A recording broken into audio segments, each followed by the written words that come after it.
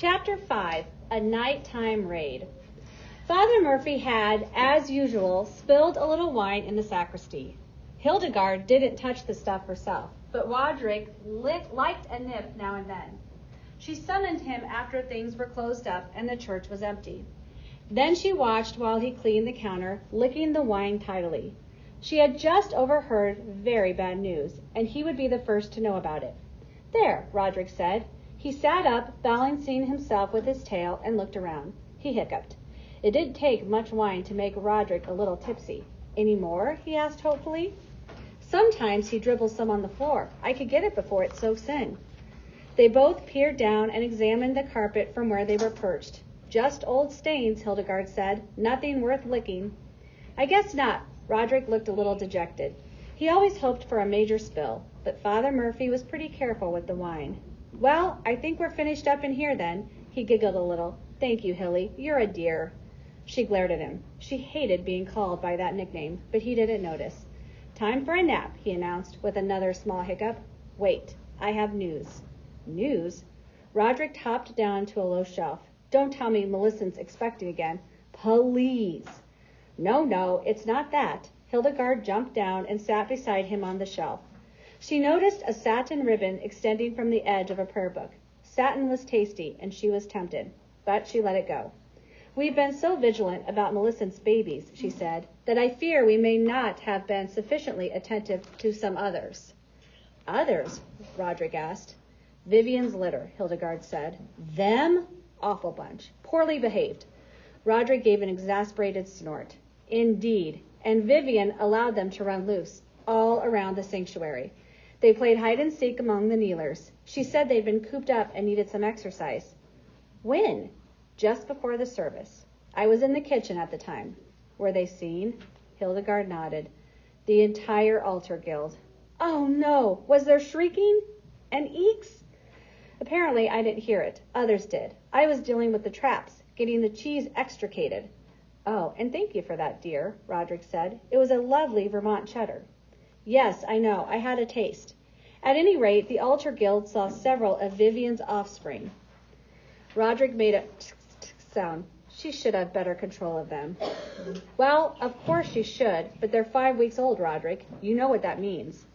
"Oh, Lord, adolescents. No controlling them." Roderick rolled his eyes.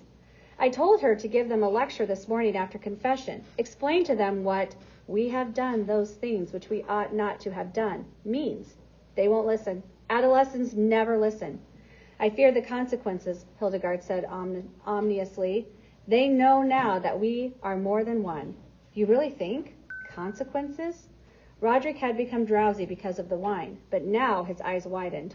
"Oh, no! A great X?" "A great X," Hildegard repeated. "I heard Father Murphy talking to the sexton before they closed up the church. They used the X word. We must try to find a way to stop it." They sat together thinking. Finally, Roderick said, "I have a plan." "A plan?" "I know you think I'm just a doddering fool. I know you have little respect for my intelligence, Hildegard. I know you become impatient when I go on and on." "As you are doing at this moment," she pointed out, glaring. "What is your plan exactly, Roderick?" He drew himself up as if to make a pronouncement. "We must go into Father Murphy's office," he said, "before it's too late." "Too late for what?" "Before he has called in the great X. Well, today is Sunday. He's at the rectory having a pot roast dinner. Then he'll read the New York Times, watch football, and take a nap. Tonight he'll watch Masterpiece Theater. He won't do anything meaningful until tomorrow," Hildegard said. "We must do it now, then."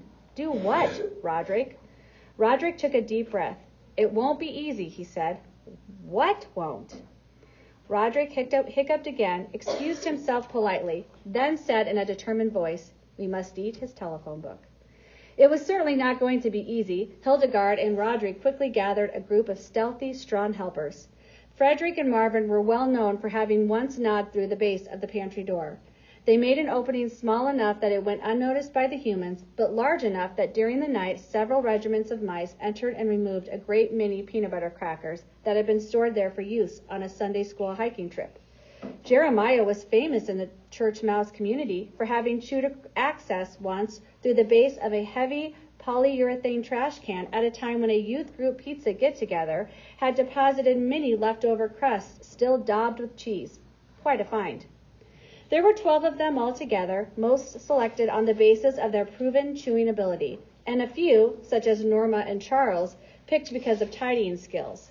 It was important not to leave any evidence, and so some mice had been chosen to be the cleanup squad.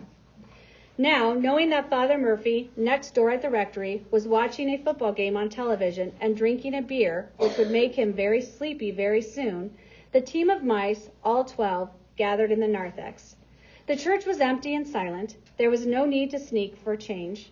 So boldly they marched 2 by 2, led by Hildegard and Roderick, down the center aisle, singing, "Onward, Christian soldiers," as loudly as their squeaky little voices could manage.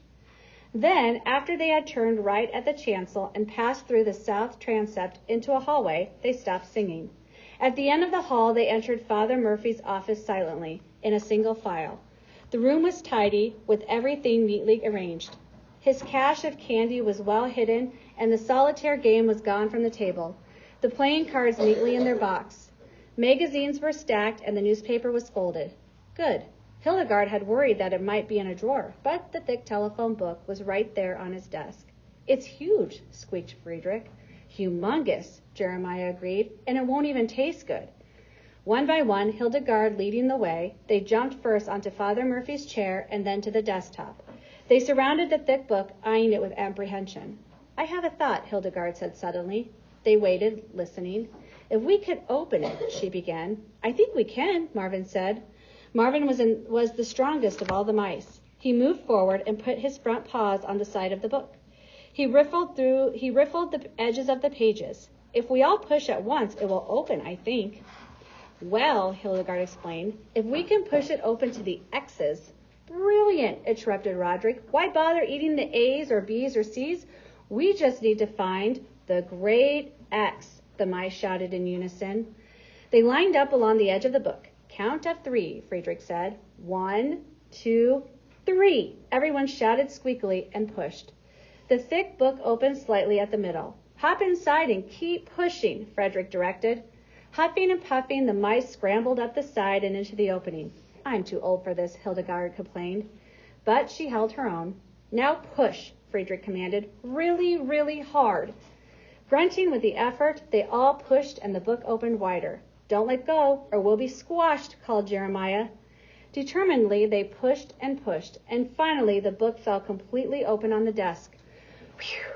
Hildegard fell back in exhaustion. Around her, the 11 others all collapsed on open pages, panting but triumphant. "Uh-oh," Roderick muttered, looking down. "We opened to the P's." "How far is that from the X?" asked Norma. "I can never remember the alphabet."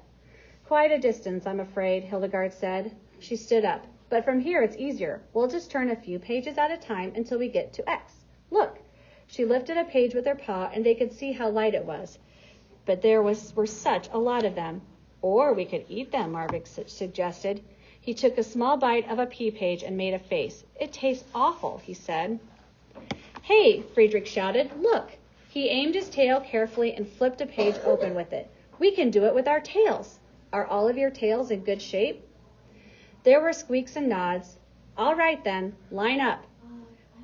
It took them a little while to get the hang of it, but after a bit of practice, and with Hildegard calling directions, her own tail was a little weak, having once been caught in the door, the mice began turning the pages quite rapidly by using their tails as tools. Q, R, S. They made their way through the alphabetized pages until finally they arrived at X. There they stopped to rest. "My tail is tired," Charles said. "Mine too," echoed several other mice. "When we get back, we'll go to the hot water pipe by the men's room and drape our tails over it for a while," Hildegard said. "A little heat treatment will fix us right up."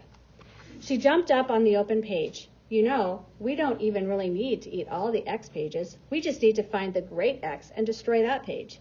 If we do it carefully and then close the book again." The other mice all groaned.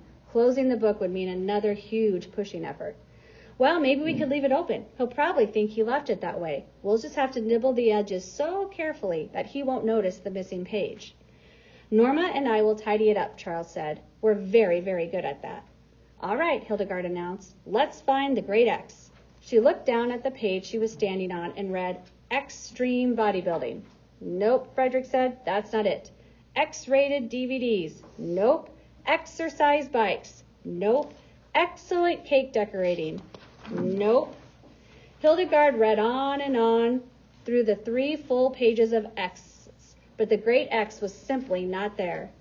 Dejectedly, the mice decided that it would serve no purpose to eat the entire telephone book, to make themselves bloated and sick, and for what? They gave up. One by one, they lowered themselves from the desk, tails drooping. They left the office and trudged down the hall, through the transept, across the front of the chancel, and back down the center aisle, heads bowed in disappointment. Lucretia appeared, waddling across the narthex. She stared at them contemptuously. Problems? She asked, with a malicious smile. Lucretia was always hoping for some way to oust Hildegard and elevate herself to the position of mouse mistress. Something you can't solve, Hildegard? Getting a little old? Need my help? She smirked. No, Hildegard replied tersely, and continued on past. The line of dejected mice entered the wall one by one. It was rather like a funeral, Hildegard thought, as she brought up the end of the slow, sad procession. But at least at a funeral, there were flowers to eat.